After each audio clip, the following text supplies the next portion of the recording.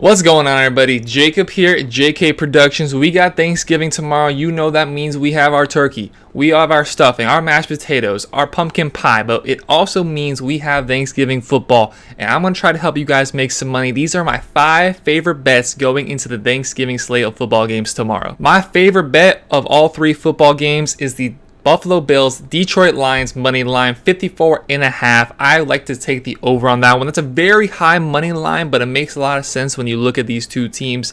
Both teams have scored 30 plus points in half of the games this year. Detroit is currently 31st in team defense and 27th in points allowed in the league. And Detroit themselves can put up a lot of points. They allow a lot of points, but they score a lot of points. Last week against a really good New York Giants defense, put up 31 points. It's a bad team that knows how to score. And you know, on the other side with the Buffalo Bills, they can put up points on every single possession. Josh Allen, Stephon Diggs, Devin Singletary, who is somebody I'll get into later. You have no question marks about whether the Buffalo Bills are able to get into the end zone. Both these teams know how to score, and Buffalo is still dealing with injuries in the secondary, and you know that the Detroit Lions like to air the ball out, especially with Amon-Ra St. Brown. We'll soon be getting Jameson Williams back, so I like this to be an over. I can see both these teams scoring 30 points on Thanksgiving. My second favorite bet, sticking in that game, I like Devin Singletary at minus 143 as a anytime touchdown scorer, and if you're feeling spicy, plus 700 on the first touchdown scored of the game to Devin Singletary. I like both of those. As a matter of fact, Devin Singletary has scored 3 touchdowns in the last 2 weeks. Detroit is currently 31st in rushing touchdowns in the league, so there's a good chance you'll see Singletary or one of the rushers on the Buffalo Bills get in the end zone. They are 26th in red zone touchdowns allowed, so that means when teams are getting to the red zone, they're getting touchdowns. They can't stop anybody when it comes to really anywhere on the field, as they are 31st in total team defense. And then when they get into the red zone, they're not much better, 26th in red zone.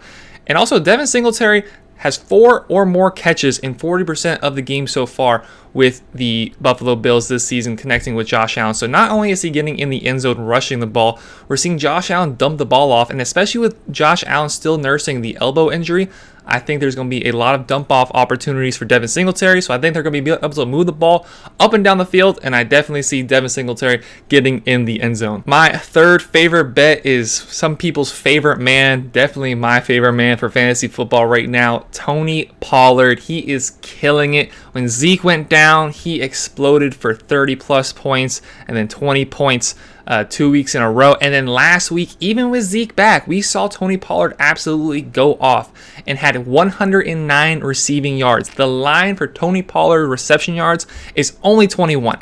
I love the over on that. If you look at his last 3 games, he's averaging 46 yards per game in the receiving game, coming off that 109 receiving game. And a lot of people were worried, what's going to happen when Ezekiel Elliott comes back from his injury? Zeke obviously was the number 1, and the Cowboys have been so reluctant to bench Ezekiel Elliott in favor for Tony Pollard, even though us normal, I say even normal football fans, but definitely our sharp NFL fans can look at this and see Tony Pollard is the much better runner. He's more athletic. He's better in the receiving game. Maybe when you get to the goal line, that's something where you see Ezekiel Elliott get more of a presence. However, everywhere else on the field, I like Tony Pollard. He currently leads the NFL in terms of running backs in yards per catch at 11.5. So that is just 2 catches. If he gets his average, 2 catches, and then he's already over that 21 receiving yards. I love this for Tony Pollard, 21 receiving yards. Definitely taking the over on that. Sticking with that Dallas Cowboys New York Giants football game, I like the New York Giants at plus 10. The New York Giants have been in a 1-score game 8 out of their 10 matchups this season, and losing Wan'Dale Robinson, got those flipped around. This is definitely bad for the Giants offense. However, I think it's going to lead to a lot more rushing attempts for obviously Saquon Barkley, but even Daniel Jones. I see them running the ball a lot more this game than they did against the Lions, and what that means is more time of possession for the Giants. They're a team that is really well coached on the offensive side of the ball with Brian Daboll, so I'm sure they'll be able to scheme up better plays to get in the end zone. Last game, they were plagued by turnovers and got embarrassed at home by the Detroit Lions, who are playing the game before them. I like the Giants here to have a little bit of a bounce back. I still expect them to lose to the Cowboys. However, I think a 27-20 scoreline plus 10 is way too much to be given up for the New York Giants against the Dallas Cowboys. And then our final bet of the day in our final game of the day is Minnesota minus 2.5 against the New England Patriots. The public really has been turning against the Minnesota Vikings, and it makes a lot of sense. You see what happened in that game against the Dallas Cowboys. They lost by 37. It was ugly from the jump, and now their point differential on the season is -2. However, Minnesota still, even with that game, is 8-2 against the spread this year, and the Patriots are coming off a matchup against the New York Jets where they were only able to put up 3 points on the offensive side of things. Got that lucky punt return for a touchdown that you can't count on week in, week out to win them the game, to give them 10. However, the offense as a whole, 3 points. Also, Mac Jones was sacked 6 times and was hit a lot more times than that. I expect this strong pass rush of the Minnesota Vikings to get a lot of pressure on Mac Jones. The Eagles have been struggling recently, so the Minnesota Vikings still have a very strong opportunity to get the number 1 seed. They've pretty much got their division on lock at this point, so they still have something to fight for by trying to get that number 1 seed.